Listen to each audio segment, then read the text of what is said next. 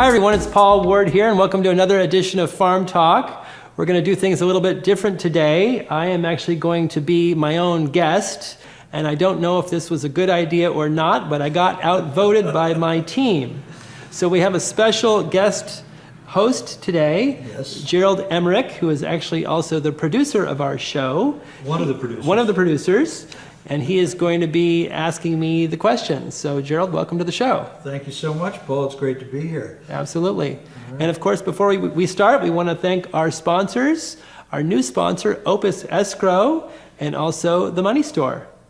This is my first time guest hosting, so bear with me. Absolutely. So I want to introduce you a little bit. You're not just a podcaster, but also a realtor for over 20 years, and have kind of a little bit of a farm background. Have that right? Yeah, Okay. so about half of the properties that I sell have something to do with farming or just living in the country and maybe having chickens. So not all corporate farms, but folks that live in the city that want to live a quieter lifestyle call me and say, hey, we want to get out of the big bad city and maybe have a weekend house or just completely change our lifestyle and move up to Ventura County and have a little bit of space between neighbors. So that's been about 50% of my focus are those types of properties. And what's the range? I mean, how far does your reach go?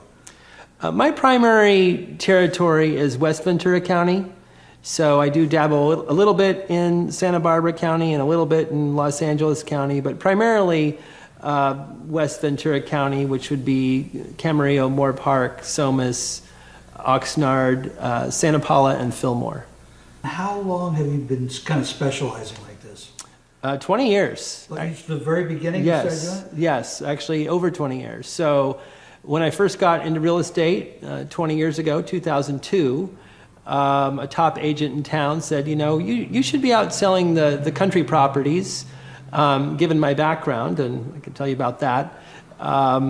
And so I just kind of created this niche for myself and kind of, was known as the farm guy. Wow. And so, so a little over 20 years. What was it like when you first started?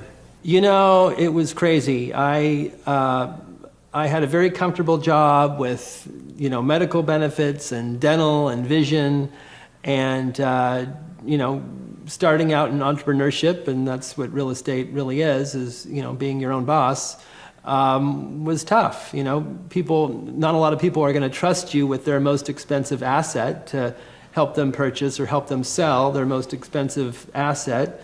And so it's kind of the school of hard knocks. And I had no plan B. I mean, I knew that if I had a plan B that I would probably have fallen back on it at some point when things got tough.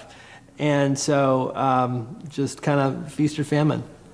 Wow, so you just jumped in the deep end of the pool. I jumped in the deep end. And, basically a mind shift, when you have a regular 9-to-5 job and you clock out at 5 p.m. on Friday and you don't have to think about work until Monday morning.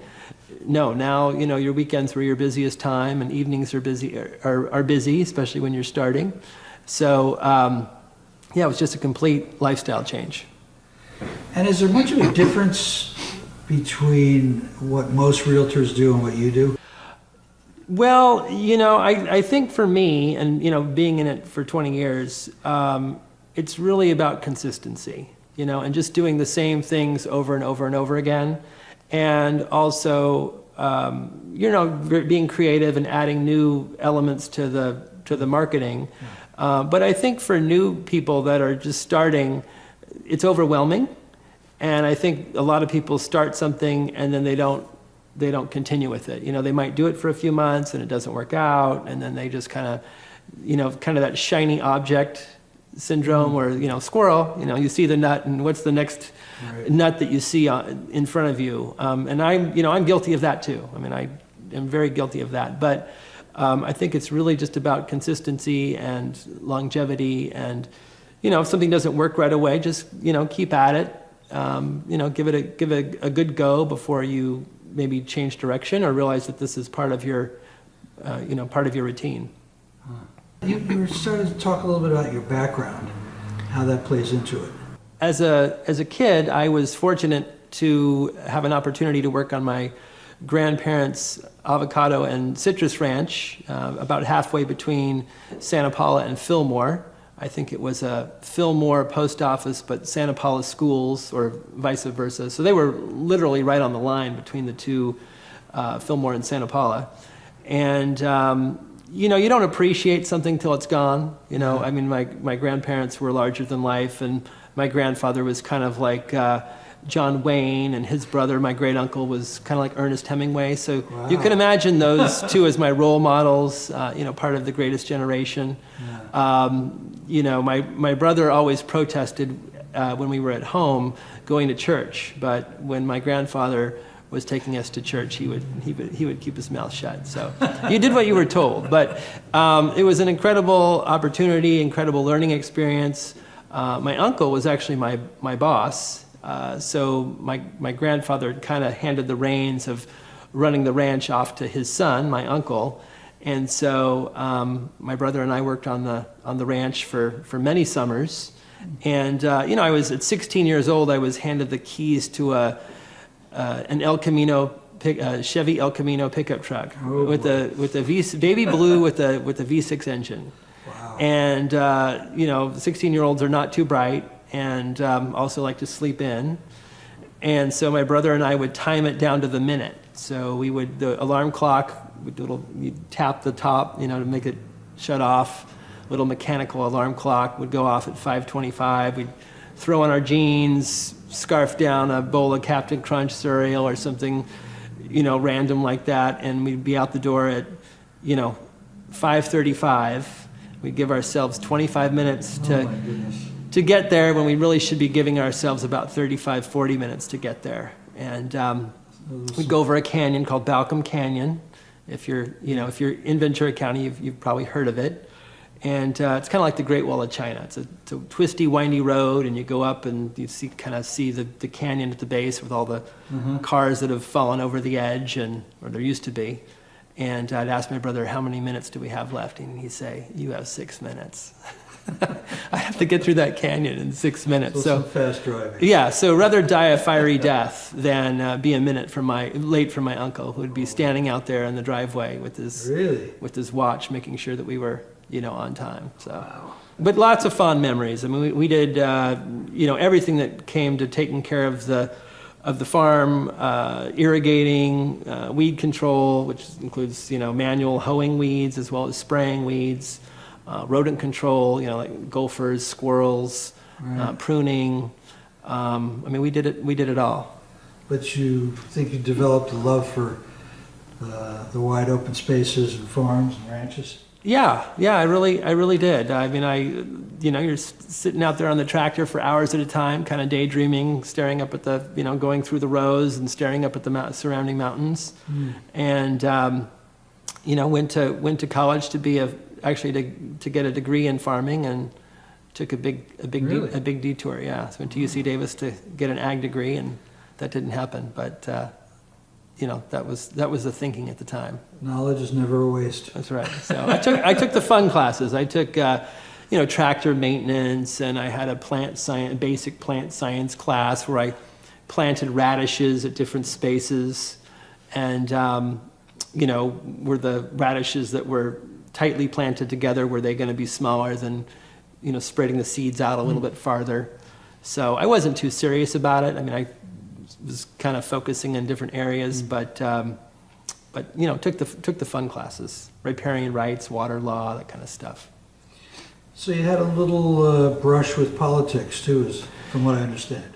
Yeah, so I ended up with a degree in political science, which is kind of a degree in uselessness, unless you're going to go on to law school, which I didn't do. But you know, I had applied for a fellowship in the California legislature, a tough position, and I was not chosen. I think there's maybe 30 students that are chosen each year out of, you know, thousands of applicants.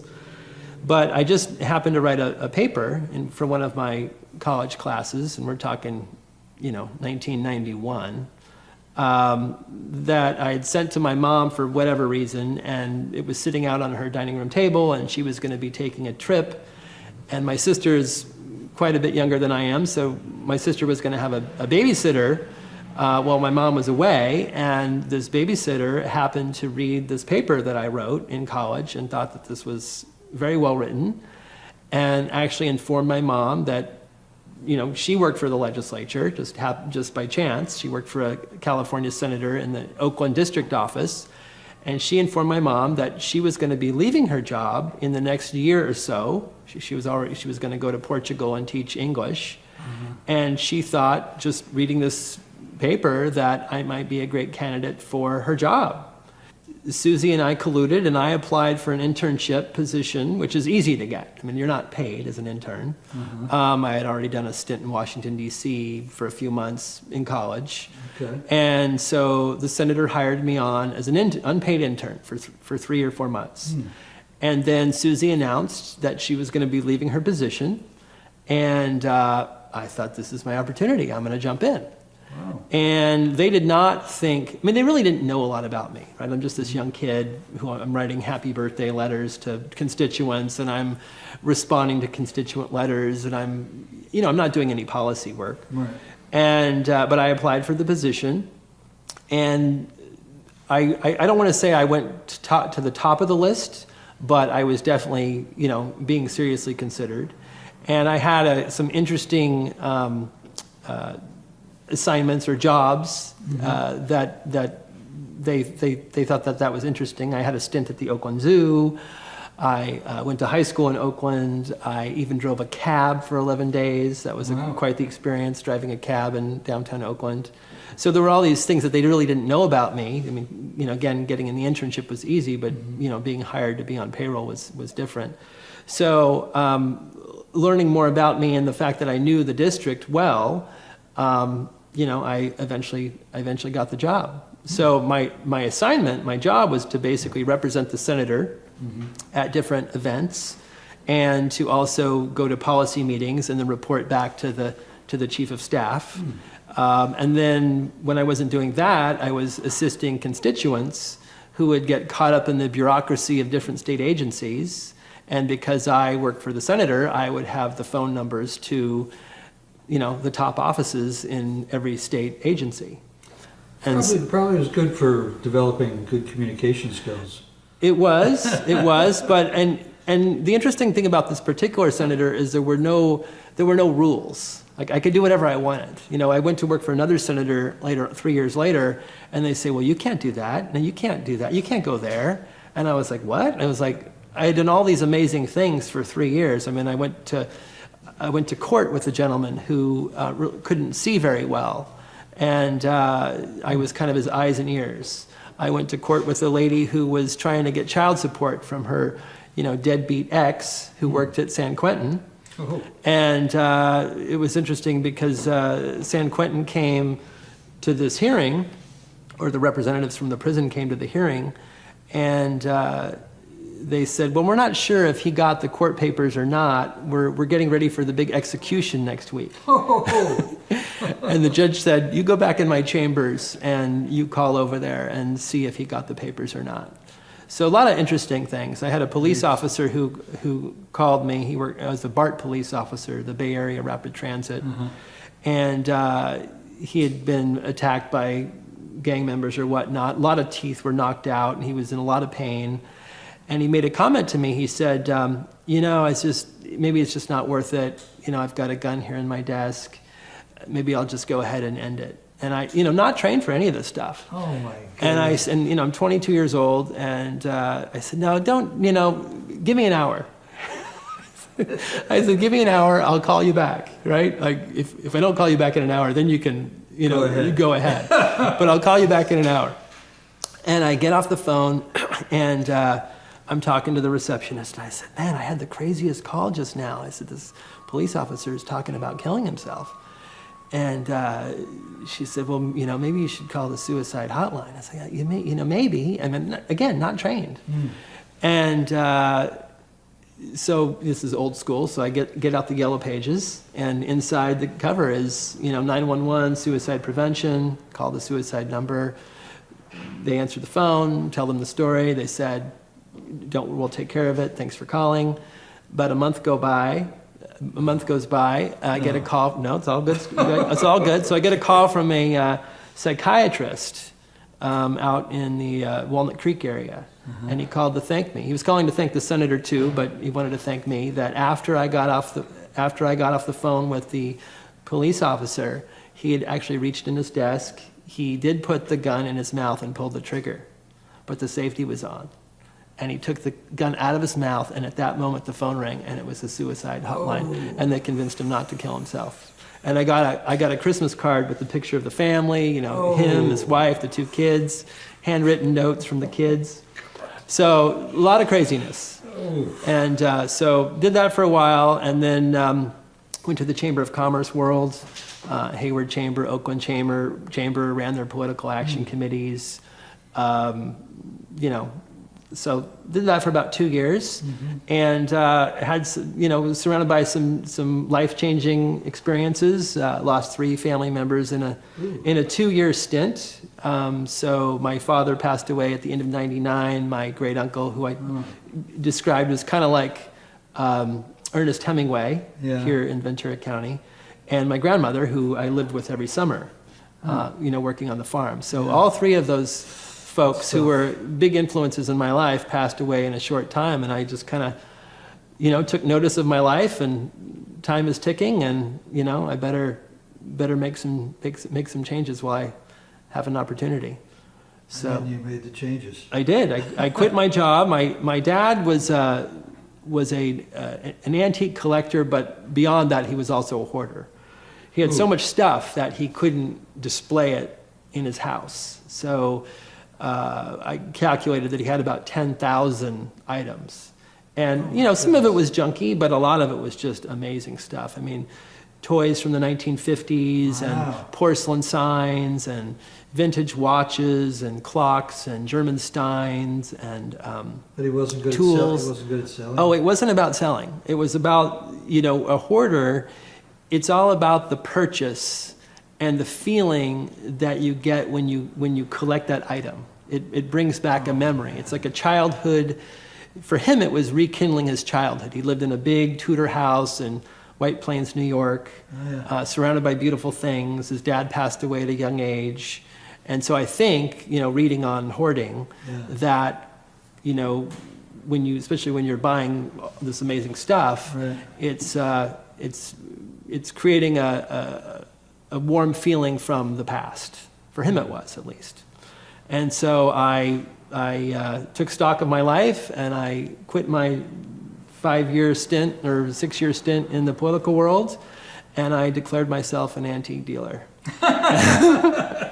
And people thought I was insane, because my two predecessors at the Chamber of Commerce in Oakland had gone on to work at the Port of Oakland in the government affairs department, and paid quite well, I'm sure, and clock in at 9 and clock out at 5, and not worried about your next paycheck.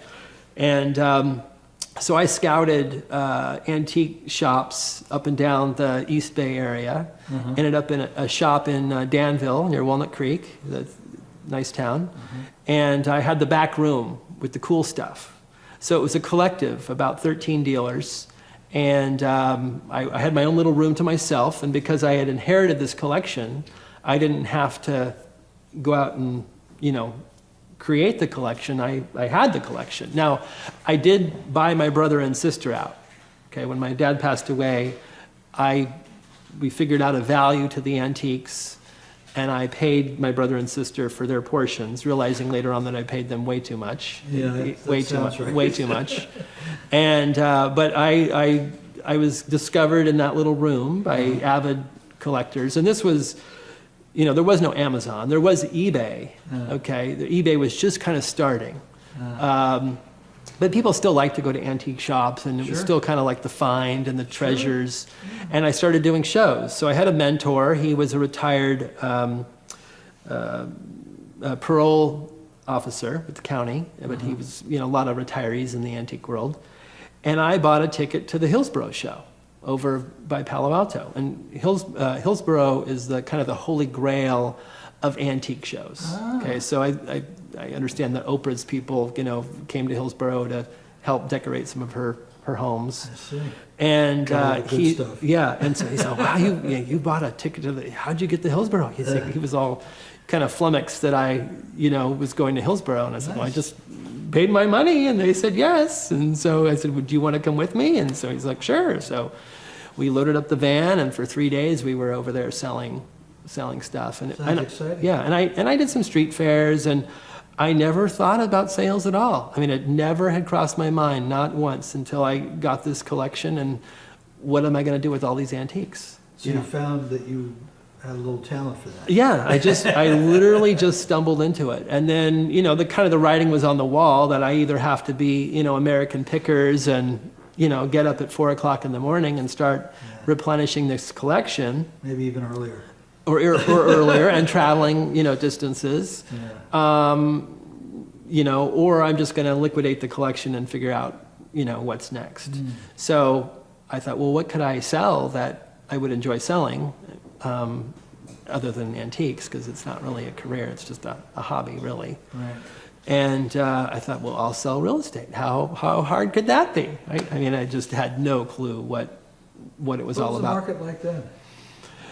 Well, I didn't even know. I mean, it was just, I was just. You didn't have anything I to was compare just, it to. No, I was just greener than green. I was just, basically my understanding of real estate was, whatever HGTV had on at the time, Right. that my girlfriend and I at the time were watching. It's like in 30 minutes you go look at 3 houses and you buy one of the 3 houses that you look at in a 30-minute period. If it It's were just only like that. if it were only like that. So, yeah, I was just completely green. Now, my girlfriend and I, we broke up, and I thought, God, I could go anywhere. I could live anywhere at this point. I don't have any obligations. I don't have to take care of anybody. I'm going to move to Ventura County, where I spend get out of the Bay Area, the big bad Bay Area, and go to Ventura County, where I have fond memories and family and good friends, and I'll start my career there. So I started walking door to door, which I don't know if I recommend that, around Christmas time with the Santa Claus hat on my head. That's grassroots. Pretty desperate, pretty desperate. Grassroots. And there was no plan B. I think that's how it probably goes when Yeah. you do well. You start all in. Yeah, and this is another interesting side story, but I was getting on the freeway one day, and the 101 freeway, feeling sorry for myself. And my grandmother, who had passed away a year and a half earlier, actually took her death for me to actually finally move closer to her, because she had always been bugging me, trying to bribe me to move closer. Popped in my head, and I mean, I could see her as clearly in my mind as I'm looking at you right now. Wow. Yeah, and she brought my grandfather and my great uncle with her. They were sitting around her card. They were big happy hour people, so sitting around the card table, and they've got the cocktails, and she's got her cigarette with the ash too long. Yeah. And then she brought the generation before that. Now, I could not tell you now who was who, but in that vision, I knew exactly who each person was. And I had seen them all in photographs.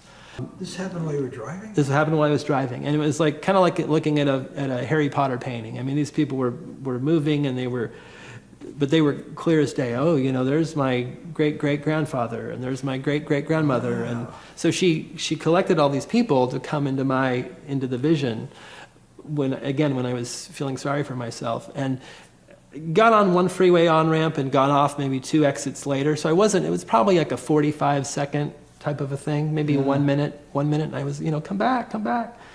And months later, I'm fiddling through my desk, and I found this old letter that my mother had given me after my grandmother had passed away. And I had written this letter to my grandmother years earlier. I mean, I'd totally forgotten about it. And in the letter, she said, I'm putting together my affairs, my estate. Please provide, it was all typed on an old Mac that I'm sure my mother had typed it for her. Please provide a list of 3 items that you would like in my will. you know, and I'll see if I can get these items to you. And so the first two items were material items that I still have today, and the third item that I asked for was for her to say hi to me sometime when I'm feeling sorry for myself. Oh, wow. Yeah, it was crazy. Yeah, Wow. yeah. So I was going to say, let's go back to the vision. What, you see the people, but what transpires? Is it just kind of a feeling of connection, or is there some kind of communication? Well, I'm pretty dense, so I didn't realize at the time what was happening. Okay, at the beginning, I didn't realize what was happening. It was just kind of like, okay, you think about somebody, you know, you can kind of get a sense of what they look like if you think about, you know, your best friend or your mom, right? You mean you don't know every line on their face, but you know generally what they look like. This was different. You know, she came into my head, and it was just, again, like she was like sitting right there. And now, it was a warm environment. I'm driving down the freeway. She's sitting at her card table in her family room, which was a very familiar place for me and for her, right? And so, but in my head, that's where she was. But I could see every wrinkle in her face. So I'm trying to understand what. So you're driving, but it's like you're seeing the road, and you're seeing this other thing on top of it. Yeah. Transparent. Yeah, you're just driving, just because. It's like a thought, but it's more visual. It's very visual. Yeah, and then she brings my grandfather and my great uncle, okay, her husband and her brother-in-law. They were sitting around the card table, and then behind them on the couch were probably a half a dozen other family members who either passed away when I was very, very young or even before I was born. But I knew who they all were in the vision, and they were all equally clear. Their faces were all equally clear. So it was just, to pick you up yeah. So she basically gave me this gift that I had forgotten about asking for 8 years earlier, 10 years earlier. and timed it perfectly. Yeah. I mean, I was literally feeling sorry for myself. Wow, that's Yeah. awesome. Yeah. So it was you know, and there was no plan B. I mean, I didn't know how things were going to play out. Right. You know, so. That's It was a busy time for people who had been in the business for a while. You know, I mean, for me, I had nothing, but for people who had been in the business, it was definitely a booming. You know, 2003 was a booming time. I wanted to just kind of go back to real estate today, if I could, and ask, what's it like today? And we're talking about January of 2023, Right. and it's kind of notoriously a bad time for realtors. But maybe you could talk a little bit about that. Sure. For people that are interested in buying or selling. Sure. Well, it is a very challenging time. I mean, there's no doubt about it. And COVID was, you know, once in a 100-year event, pandemic. So 3 things happened. I noticed that 3 things happened in COVID. One happened early on. Like, first was the fear of COVID itself. You know, we're all going to die, and we got to stay away from our neighbors, and we got to put our food outside in the sun before we bring it in the house to kill the germs. And so, you know, folks in LA would call me about living out in the country, and maybe they would homeschool their kids, right? They could just get away from neighbors. They'd saved up enough money. You know, buying a farm is not a cheap endeavor. Right. So, especially here. And so they wanted to move out to the country, right? There's kind of that fear of the unknown, fear of COVID, and we're going to kind of go back to nature. You're the perfect guy. That's the perfect guy. The second thing that happened with COVID was the interest rates were low. I mean, really low. And, you know, house residential was, you know, 2.6, 2.7 for a little while. I mean, just unheard of. Right. Buying a farm was as low as 3.5. I mean, that had never happened before, ever. Right? You could buy a farm at 3.5% interest rate. So it was just gangbusters. Now, the third thing that really, really kind of created the frenzy, I think, was when the boss said, hey, don't come to the office, work from home, right? So you had the fear, the rates, and work from home, right? So for 2+ years, it was crazy. I mean, you know, 10 offers on everything, 15 offers. We're talking about homes in town. But even the hard to sell farm properties, some of them I call dust collectors. They're going to take a while because the buyer is a very special person that wants to buy. They don't need to buy this property. They want this property for a specific reason, right? If they don't like it, they're going to wait another 6 months to 12 months until they look at something else. And that became hot property. Hot property. So that went on, and so there were rumblings about rates going up. Yeah. With every rate increase, it always takes a little bit of adjustment mentally, I think, for the public to say, okay, we can still afford that. That's still reasonable. We can, we're okay with that rate. Stretch. But when it went up again and again and again and again, it was like, okay, they're really just trying to, shut this down and bring I get it, bring inflation down. Right. But it just stopped real estate. Put the kibosh on real estate. Yeah. So, there is still stuff happening. I mean, not maybe 10% of what was happening but it's down dramatically. And it's probably going to be a couple more quarters before, rates finally start to, come down. Now, prices are coming down, right? I mean, prices, if people want to sell, prices are coming down.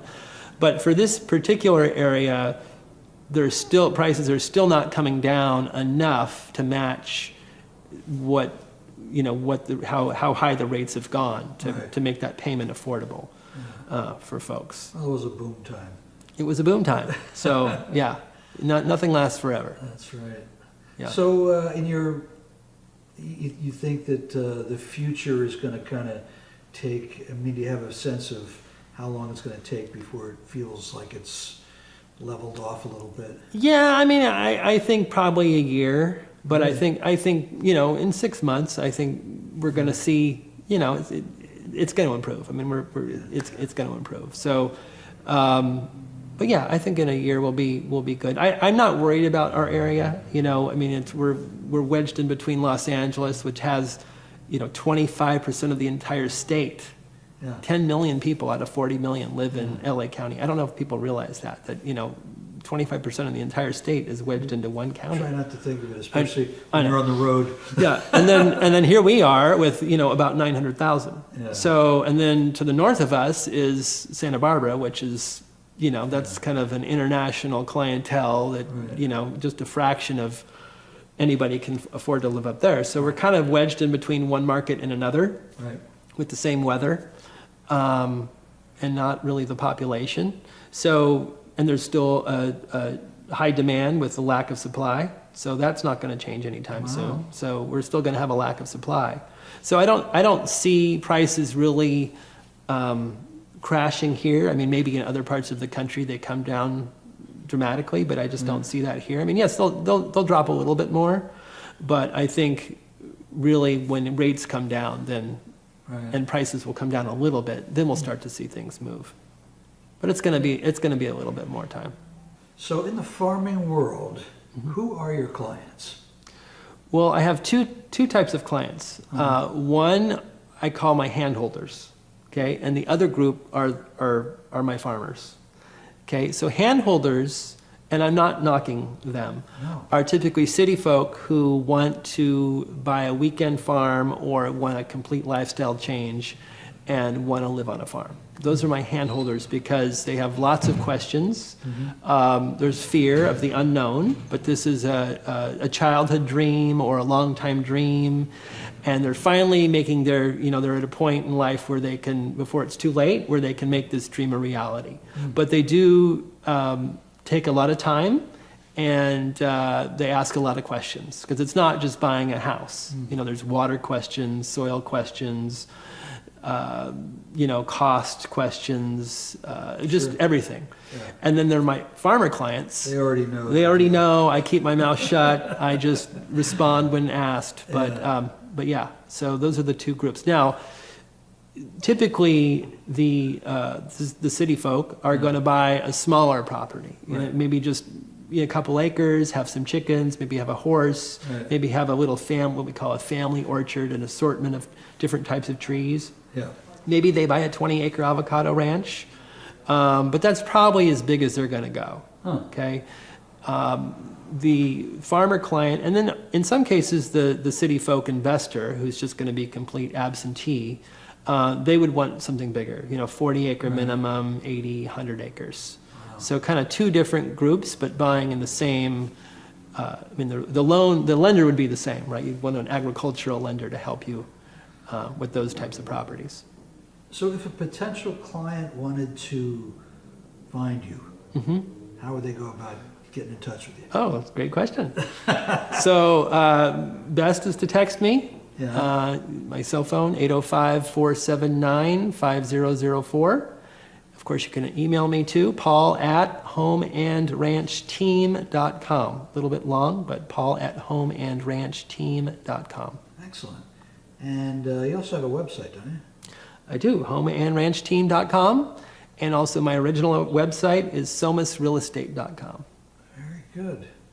Excellent. Maybe I'll buy a farm someday. There you go.